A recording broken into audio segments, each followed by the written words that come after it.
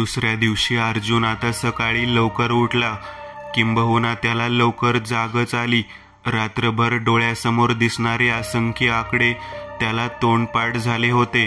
रात्रभर कोणीतरी कानाशी येऊन कुजबुजत असावं असं सारखं त्याला वाटत होतं.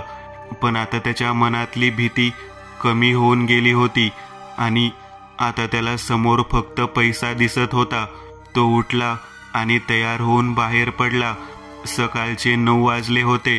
त्याने निवडलेलं पहिलं लॉटरी सेंटर घरापासून जरा जवळ होतं. तो रिक्षातून उतरला. प्रत्येक ठिकाणी जायचं आणि 5,000ची एकच नोट लावायची हे त्याच्या डोक्यात पक्क होतं. तो लॉटरी सेंटरमध्ये आला. इथं रेट जरा वेगळा होता. 50 रुपयाचे 20 पट म्हणजे 1,000, म्हणजे या हिशोबाने 5,000चे 1,00,000. त्याने आता स्ट्रॅटेजी बदलायचं ठरवलं. एकदम इतकी रक्कम जिंकणं म्हणजे लोकांच्या डोळ्यावर येईल. 2,000 ठीक आहे, 2,000चे 40,000 होतील आणि मग इथून दुसरं लॉटरी सेंटर, असं त्याने मनात ठरवलं. आणि तो आत आला. त्याने कागदावर लिहून आणलेल्या पहिला 6 नंबरचा सिक्वेन्स त्याने तिथं लावला. 2,000 रुपये देऊन तो बाहेर आला. एक सिगरेट आणि चहा घेऊन काही वेळाने तो आत आला आणि त्याला अपेक्षित होतं तेच झालं. त्याचे 6च्या 6 नंबर तिथं स्क्रीनवर झळकत होते. त्या माणसाने डोक्यालाच हात लावला आणि 40,000 त्याच्या समोर ठेवले. अर्जुन ते पैसे सॅकमध्ये भरून निघून गेला. आता तो तिथून एका दुसऱ्या लॉटरी सेंटरला आला आणि तिथंही अगदी तसंच घडलं. असं करत करत संध्याकाळी 4 पर्यंत त्याच्या बॅगमध्ये आता 3-3.5 लाख रुपये होते. फक्त 8 ठिकाणी जाऊन त्याची इतकी कमाई झाली होती. आज तर त्याला राजासारखं वाटत होतं. एका महागड्या बारमध्ये जाऊन त्याने मनसोक्त दारू प्यायली. पोटभर जेवण करून तो घरी परतला. आता त्याचे दिवस मस्त सुरू होते. पुढच्या 10 दिवसात त्याने लो प्रोफाईल राहत सुद्धा जवळजवळ 11 लाख रुपये छापले होते. महागडा मोबाईल, महागातले कपडे, कॅश पेमेंट देऊन एक बाईक, असं सगळं तो खरेदी करत सुटला. घरच्याच्या बँक खात्यात त्याने आतापर्यंत 7 लाख भरलेही होते. पण आता तो लॉटरी सेंटरवाल्यांच्या नजरेत आलेला होता असं त्याला वाटू लागलं होतं. त्यामुळे त्याला आता वेगळं काहीतरी करणं भाग होतं. त्याला पुण्याला येऊन 2 आठवडे झाले होते. ऑफिसमध्ये त्याने रिझाईन दिलं होतं.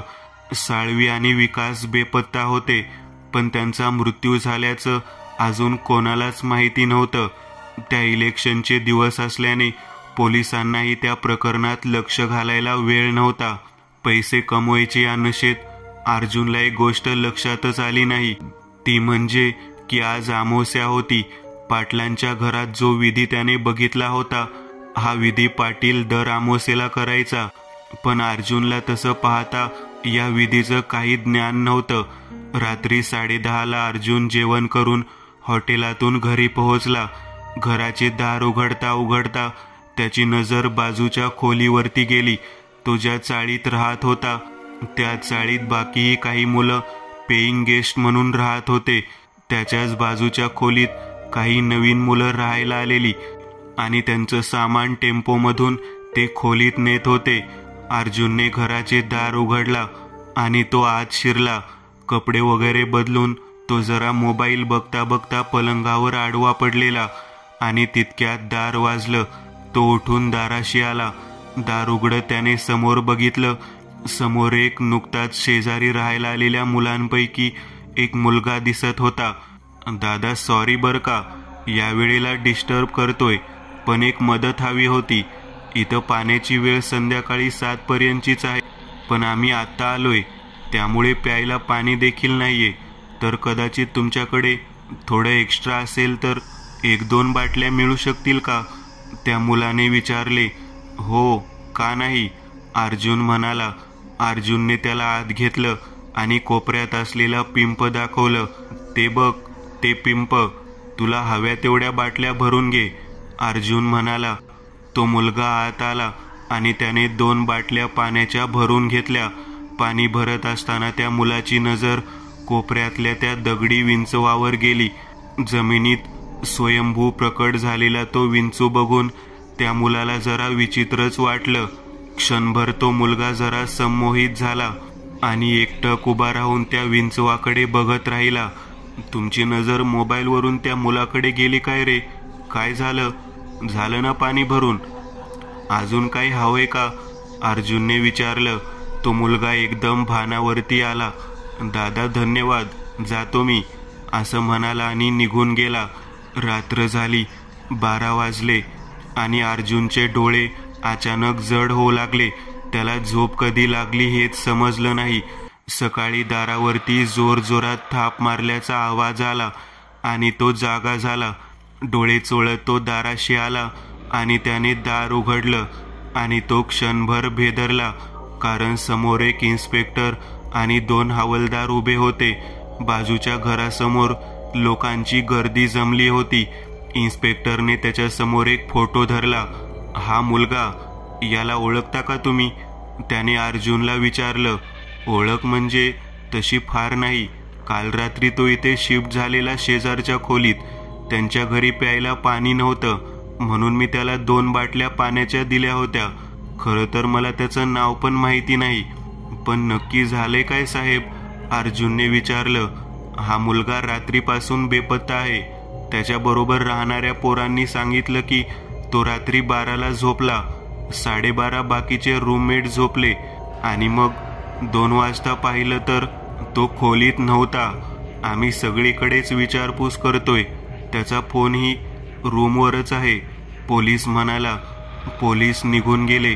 अर्जुन पुन्हा एकदा बेडवर आडवा झाला आणि सहज त्याची नजर त्या दगडी विंचवावर गेली. त्या दगडी विंचवावरती गुलाल, बुक्का, हळद आणि कुंकू वाहिलेलं होतं. पण अर्जुनने ते तर वाहिलं नव्हते हे त्याला चांगलं लक्षात होतं. मग त्यावरती हळद, कुंकू आणि गुलाल, बुक्का कोणी वाहिला असेल? त्यामुळे आता तो उठून बसला.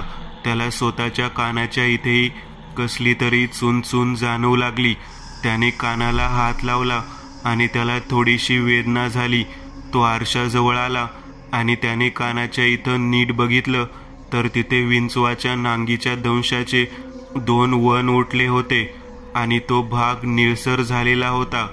त्या जखमेला हात लावला आणि त्याला आता अचानक सगळं काही आठवू लागलं. अर्जुनला तो प्रसंग आठवून घाम फुटला. ती दृश्य त्याच्या डोळ्यासमोर आता जशीच्या तशी क्रमाक्रमाने दिसू लागली. रात्री 1:15 वाजता त्या घड्याळाचे ठोके पडले आणि अर्जुन उठून बसला. अंगावरचे कपडे उतरवून नग्न अवस्थेतच तो खोलीच्या मध्यभागी आला. ओट्याजवळ येत त्याने डब्यातून तांदूळ काढले. एका ताटात ते घेऊन तो खोलीच्या मध्यभागी आला आणि खाली बसला. ते तांदूळ त्याने अगदी त्याच पद्धतीत मांडले जसे पाटलाने मांडले होते. त्याच्या डोळ्याची पापणी देखील लवत नव्हती. तो यंत्रवतपणे हालचाली करत हे सगळं करत होता आणि तितक्यात त्याच्या बॅगमध्ये काहीतरी हालचाल, वळवळ होऊ लागली. बॅगची चेन बाजूला सरकवत तो सोन्याचा विंचू आता चालत त्या तांदळाच्या ढिगावरती आला. अर्जुन सुन्न आणि स्तब्ध झाला. त्याच्या हालचाली थांबल्या आणि तितक्यात त्याच्या खोलीचं दार आपोआप उघडलं.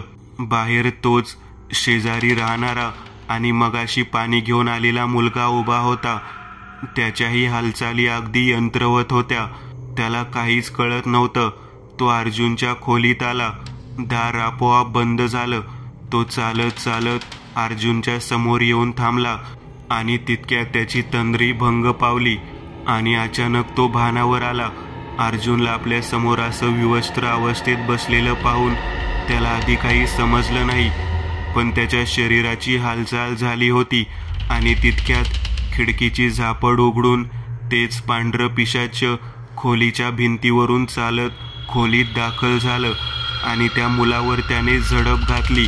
त्याच्या शरीराची लक्तर करत त्याने अगदी त्याच्या शरीरातील शेवटचा रक्ताचा थेंब आणि शेवटचा मांसाचा तुकडा देखील शिल्लक ठेवला नाही. ते पिशाच तसंच खोलीच्या भिंतीवर, छतावर उलट सरपटत चालत कितीतरी वेळ फिरत राहिलं आणि मग आल्या मार्गेच परत गेलं. तो सोन्याचा विंचू चालत अर्जुनच्या खांद्यावरून त्याच्या कानाशी आला आणि त्याच्या कानाला दंश करून पुन्हा एकदा त्याच बॅगमध्ये गेला. अर्जुन हे सगळं आठवून सुन्न झालेला. हा बळी होता त्याच्याकडून त्या पिशाच्याला, हे यातून सिद्ध झालेलं. अर्जुनला तो प्रकार आठवला होता आणि त्याची बोबडीच वळली होती. पश्चातापाच्या आगीत तो जळत होता. कितीही नाही म्हटलं तरी हा सगळं आपल्यामुळेच घडलं होतं, ही भावना त्याला आता स्वस्थ बसू देत नव्हती. तो घरातून बाहेर निघाला. आजूबाजूला पोलीस लोकांशी चौकशी करताना दिसत होते. त्या मुलीचे मित्र चिंतेत होते. अर्जुन तिथून चौकात आला आणि तिथल्याच एका बारमध्ये शिरला. त्याला डोकं थंड करायची आवश्यकता भासत होती. त्याने मेनू कार्डही न बघता सरळ ओल्ड मॉन्कचा खंबा मागवला. पहिले 2 पॅक त्याने गटागटा घेतले आणि आता कुठं त्याला थोडं बरं वाटू लागलं. दारू, पेग आणि सिगरेटचे झुरके या सगळ्याने त्याच्या मनावरचं ते दडपण आणि तो पश्चाताप आता विरून गेला. हळूहळू पीत असल्याने त्याला जाणवलंही नाही की संध्याकाळचे 7 कधी वाजले. तो दारूच्या नशेत तरळ होऊन 8ला घरी आला आणि दार उघडून सरळ पलंगावर आडवा झाला आणि त्याला झोप लागली. सकाळी 6लाच त्याला जाग आली. स्वप्नात दिसलेली दृश्य त्याच्या डोळ्यासमोर फिरू लागली.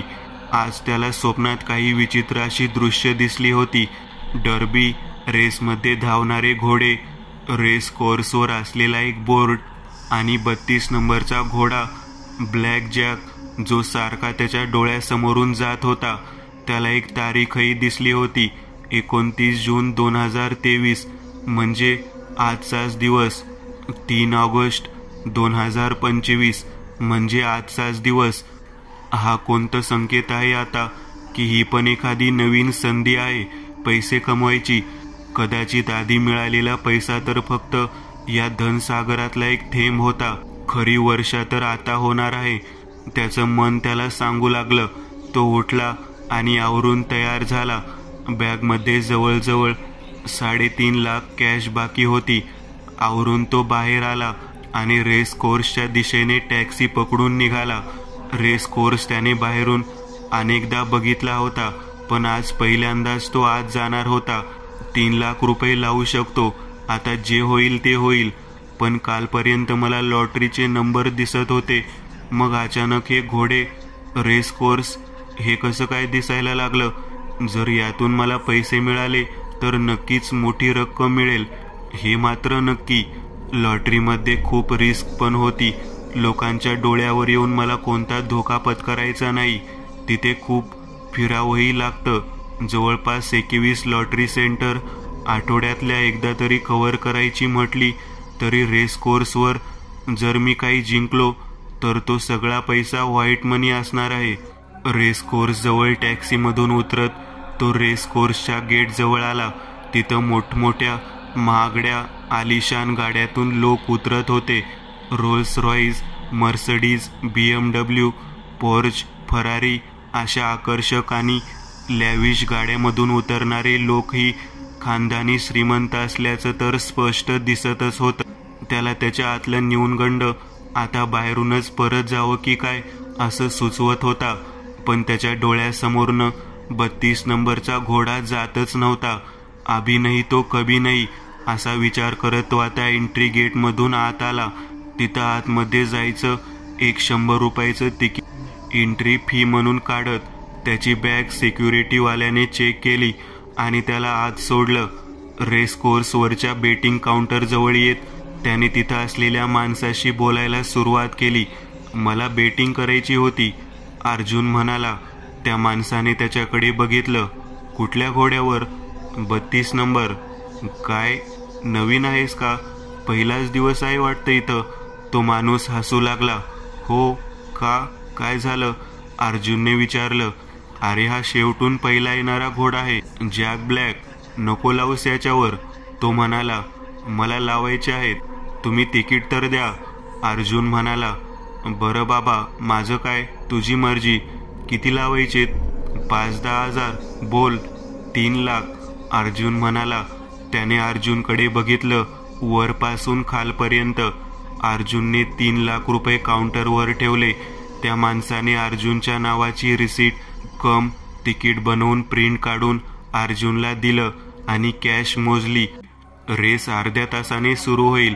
तो म्हणाला, जर मी पैसे लावलेला घोडा पहिला आला तर किती पैसे मिळतील साधारण? अर्जुनने विचारलं. जॅकपॉट लागेल. बाकी सर्व घोड्यांवर लावलेले सगळे पैसे काही अमाऊंट डिडक्ट करून तुम्हाला मिळतील. पण सहसा असं होत नाही की कोणतं शेवटून पहिला येणारा घोडा जिंकतो. कधीतरी असं होतं. माझ्या 4 वर्षाच्या नोकरीत एकदाही मी बघितले नाहीये. तोवर हवं तर कॉफी हाऊसमध्ये बसू शकतोस, तो म्हणाला. अर्जुनने तिकीट घेऊन कॉफी हाऊसकडे आला. तिथला माहोलच वेगळा होता.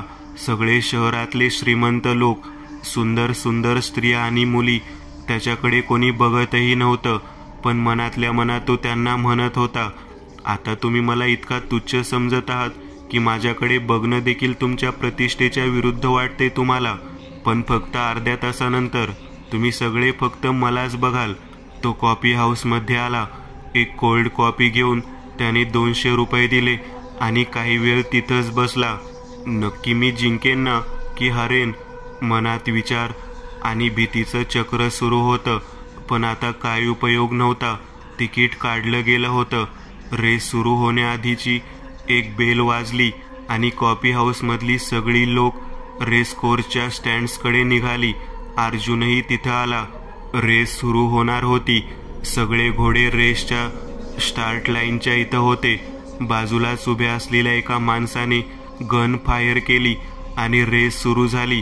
घोड्यांच्या समोर असलेली छोटी दार उघडली आणि सगळे घोडे सुसाट वेगाने त्या रेस ट्रॅकवर सुसाट धावू लागले. पब्लिक चीअर करत होतं.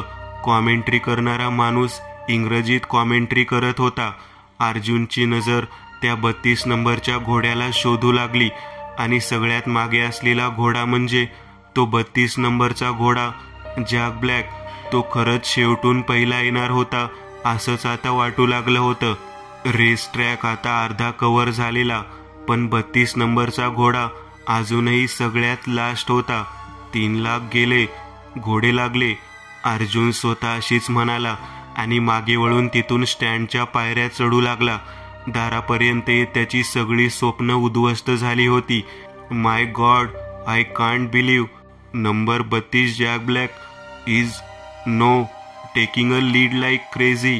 कॉमेंट्री करण्याचं हे वाक्य ऐकलं आणि अर्जुनने मागे रेस ट्रॅकवर पाहिलं. 32 नंबर, जो काही वेळापूर्वी मागे होता, आता एक एक करत पुढे असलेल्या घोड्यांना मागे सारत पहिल्या 5 मध्ये होता. अजून 20% रेस ट्रॅक बाकी होता. त्याचा वेग चमत्कारिक होता आणि त्याने आता अजून 3 घोड्यांना मागे टाकलं होतं. आता तो दुसऱ्या नंबरवर होता. अर्जुनचं काळीज तोंडाशी आलेलं होतं. पहिल्या नंबरवर अजूनही ड्रेको नावाचा पांढरा शुभ्र घोडा होता. फिनिश लाईन आता समोर दिसत होती. ड्रेकोही बाजी मारणार हे आता स्पष्ट झालं होतं. अर्जुन पल्लवित झालेली आशा आता समाप्त झाल्यास जमा होती. 30 फूटवर फिनिश लाईन होती. ड्रेको आधी 4 फूट पुढे होता. 20 फूट 18 फूटचं अंतर बाकी होतं आणि अचानक ते झालं जे अनपेक्षित होतं. ड्रेको घोड्यावरचा जॉकी अचानक त्या पॉइंटवर वेगात असताना घोड्यासकट खाली पडला. तो ड्रेको आणि जॉकी बाजूला घसपटत बाजूला पडले आणि जॅक ब्लॅकने फिनिश लाईन क्रॉस केली. अर्जुन सुन्न झाला होता. ड्रेकोवर सगळ्यात जास्त बेट लावलेली होती आणि तोच ही रेस हारला होता. जॅक ब्लॅकचा जॅकपॉट अर्जुनने जिंकला होता. तिथं असलेल्या काही लोकांनी ड्रेकोवर बऱ्याच मोठ्या रकमा लावलेल्या होत्या आणि आता तो तिकीट फाडून तिथून निघून जात होते. अर्जुन आता बिलिंग काउंटर जवळ आला आणि त्याला बघून तो माणूस आता चाट पडला होता. सर, अभिनंदन. मगाशी आरेतुरे करणारा तो आता त्याला सर म्हणू लागला. अर्जुनने तिकीट समोर ठेवलं. सर, तुम्ही आमच्या ऑफिसमध्ये थांबा.